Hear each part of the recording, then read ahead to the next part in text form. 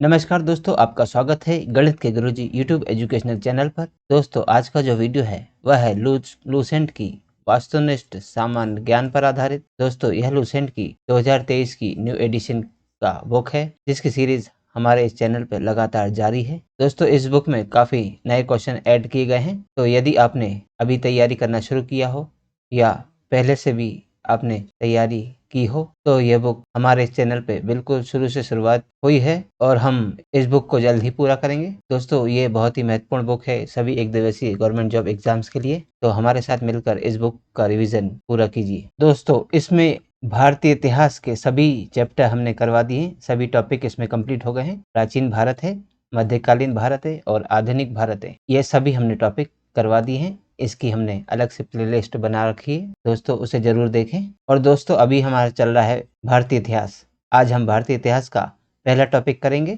जिसका नाम है भारत का संवैधानिक इतिहास। दोस्तों, भारतीय राज्य व्यवस्था का आज पहला वीडियो है, जिसका पहला टॉपिक है भारत का संवैधानिक इतिहास। तो चलिए दोस्तों, फिर शुरू करते हैं। दोस्तों, आज हमारा लूसेंट सामान्य ज्ञान का अध्याय नंबर 2 का पहला वीडियो है, भारतीय राज्य व्यवस्था का प्रश्नावली नंबर 1, भारत का संवैधानिक इतिहास। तो दोस्तों, आज हम इसे पूरा करेंगे, तो चलिए फिर शुरू करते हैं। तो दोस्तों, पहला प्रश्न है हमारा, B.R. अम्बेडकर और महात्मा गांधी के मध्य सन 1932 में हस्ताक्षरित पूना समझौते में क्या प्रावधान था? दोस्तों, सन 1932 में B.R. अम्बेडकर और महात्मा गांधी के मध्य पूना समझौते में यह प्रावधान था कि हरिजनों के लिए आरक्षण सहित संयुक्त निर्वाचन क्षेत्र बनाने का। अगला प्रश्न है प्रश्न नंबर 2, वह कौन सा अधिनियम था जिसने भारत में सत्ता ब्रिटिश ईस्ट इंडिया कंपनी से ब्रिटिश क्राउन में स्थानांतरित कर दी थी? तो दोस्तों, वह अधिनियम था भारत सरकार अधिनियम 1858, जिसने भारत में सत्ता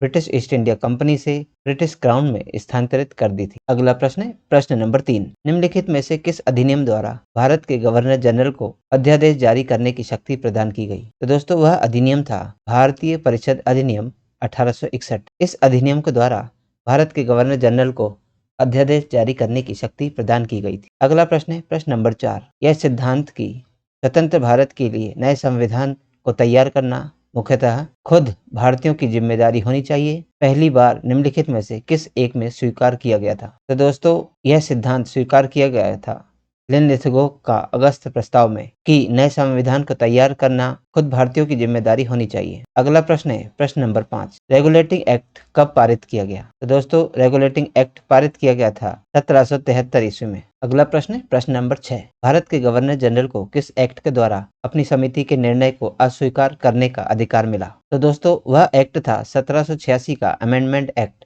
जिसके द्वारा भारत के गवर्नर जनरल को अपनी समिति के निर्णय को अस्वीकार करने का अधिकार मिला था। अगला प्रश्न है प्रश्न नंबर 7, महारानी विक्टोरिया को भारत की साम्राज्ञी कब नियुक्त किया गया था? तो दोस्तों, महारानी विक्टोरिया को भारत की साम्राज्ञी नियुक्त किया गया 1876 ईस्वी में। अगला प्रश्न है प्रश्न नंबर 8, साम्राज्ञी विक्टोरिया ने 1858 की घोषणा में भारतीयों को बहुत सी चीजें दिए जाने का आश्वासन दिया था। निम्न आश्वासनों में से कौन सा ब्रिटिश शासन ने पूरा किया था? तो दोस्तों, 1858 की घोषणा में साम्राज्ञी विक्टोरिया ने भारत को बहुत सी चीजें देने का आश्वासन दिया था, जिसमें से ब्रिटिश शासन ने जो आश्वासन पूरा किया है वह था देसी रजवाड़ों की यथास्थिति बनाए रखी जाएगी। अगला प्रश्न है प्रश्न नंबर 9, मिंटो मार्ले सुधार का उद्देश्य क्या था? तो दोस्तों, मिंटो मार्ले सुधार या जिसे मार्ले मिंटो सुधार भी कहा जाता है, इसका उद्देश्य था कि पृथक निर्वाचन प्रणाली हो। अगला प्रश्न है प्रश्न नंबर 10, मार्ले मिंटो सुधार बिल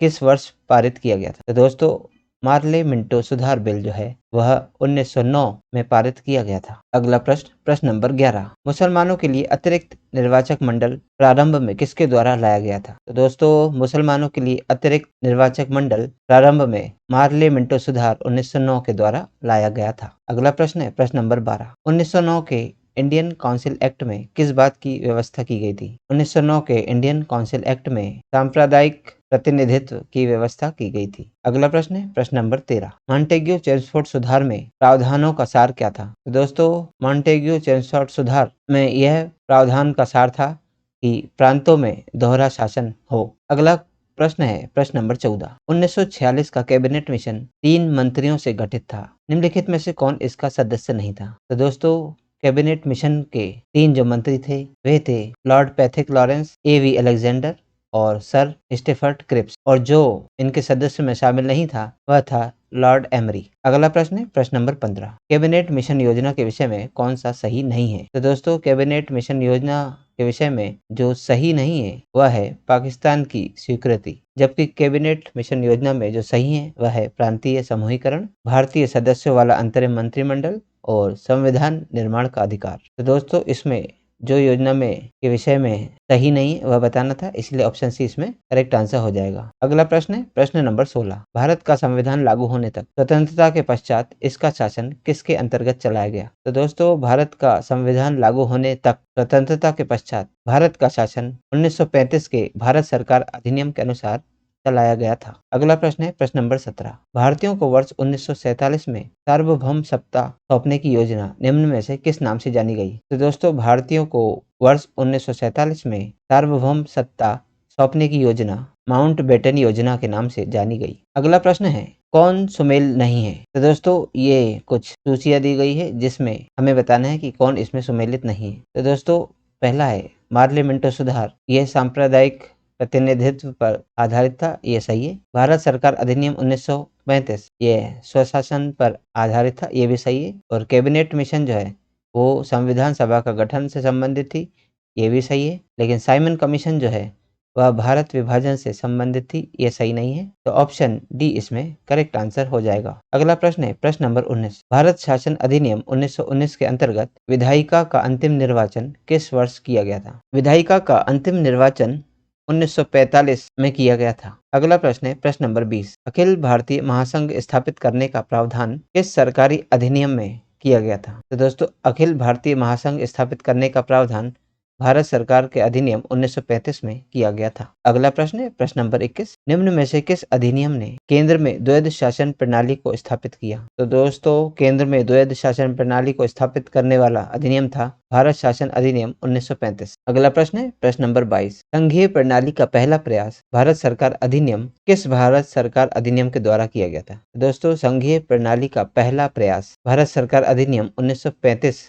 के द्वारा किया गया था। अगला प्रश्न है प्रश्न नंबर 23। इस अधिनियम की प्रमुख विशेषता प्रांतीय स्वायत्तता थी? तो दोस्तों अधिनियम 1935 की प्रमुख विशेषता प्रांतीय स्वायत्तता थी। अगला प्रश्न है प्रश्न नंबर 24। भारत में सचिव का पद किसके द्वारा निर्मित किया गया था? तो दोस्तों भारत में सचिव का पद भारत सरकार अधिनियम 1858 के द्वारा निर्मित किया गया था। अगला प्रश्न है प्रश्न नंबर 25। किस भारत सरकार अधिनियम के तहत पहली बार विधायिका में कुछ निर्वाचित प्रतिनिधित्व की मंजूरी दी गई? तो दोस्तों वह भारत सरकार अधिनियम था 1909 का, जिसके तहत पहली बार विधायिका के कुछ निर्वाचित प्रतिनिधित्व को मंजूरी दी गई थी। अगला प्रश्न है प्रश्न नंबर 26। भारत सरकार अधिनियम 1935 द्वारा स्थापित संघ में अवशिष्ट शक्तियां किसे दी गई थी? तो दोस्तों स्थापित संघ में अवशिष्ट शक्तियां भारत सरकार अधिनियम 1935 के द्वारा गवर्नर जनरल को दी गई थी। अगला प्रश्न है प्रश्न नंबर 27। इस अधिनियम को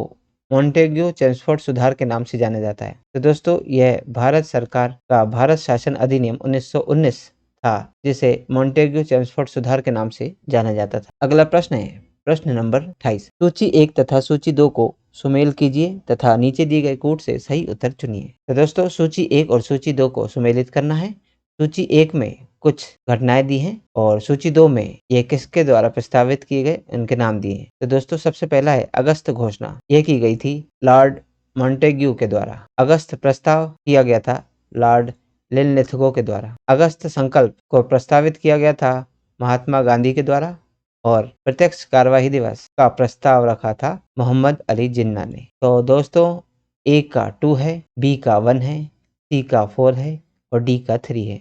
2 1 4 3 ऑप्शन ए इसमें करेक्ट आंसर हो जाएगा। अगला प्रश्न है प्रश्न नंबर 29। किस भारत सरकार अधिनियम के तहत पहली बार विधायिका में कुछ निर्वाचित प्रतिनिधित्व की मंजूरी दी गई? तो दोस्तों सूची 1 और सूची 2 इसमें दिया गया है, इसमें हमको मिलान करना है। तो सबसे पहले जो भारत सरकार अधिनियम 1919 था, इसमें प्रांतों में द्वैध शासन लगाया गया और भारत सरकार अधिनियम 1935 के तहत प्रांतीय स्वायत्तता को मंजूरी मिली और मिंटो मार्ले सुधार 1909 के तहत सांप्रदायिक निर्वाचन को मंजूरी दी गई और भारत परिषद अधिनियम 1861 के तहत सती प्रथा का अंत किया गया और भारत सरकार अधिनियम 1858 में ब्रिटिश शासन शक्ति में आया। तो दोस्तों ए का 3 है, बी का 1 है, सी का 4 है, डी का 2 है और ई का 5 है। तो 3, 1, 4, 2, 5 ऑप्शन बी में है, इसलिए ऑप्शन बी इसका करेक्ट आंसर हो जाएगा। दोस्तों आज की इस प्रश्नावली में कुल 29 प्रश्न थे जो हमारे द्वारा पूरे कर लिए हैं। दोस्तों यदि आप इस वीडियो का PDF चाहते हैं तो आप हमारे टेलीग्राम चैनल से जुड़ सकते हैं। हमारा टेलीग्राम चैनल है गणित के गुरुजी, जिसको ज्वाइन करने के लिए आप नीचे दिए गए मोबाइल नंबर पर संपर्क कर सकते हैं, जिससे आप हमारे इस YouTube चैनल के जितने भी वीडियोस हैं सभी वीडियोस की PDF मुफ्त में डाउनलोड कर सकेंगे। तो दोस्तों हमारे इस टेलीग्राम चैनल का हिस्सा बनिए। और दोस्तों यदि आप इस चैनल पर नए हैं तो चैनल को सब्सक्राइब कीजिए, वीडियो को लाइक कीजिए और इसे शेयर भी कीजिए। फिर दोस्तों मिलते हैं अब अगले वीडियो में भारतीय अर्थव्यवस्था की अगली प्रश्नावली के साथ। तब तक के लिए नमस्कार।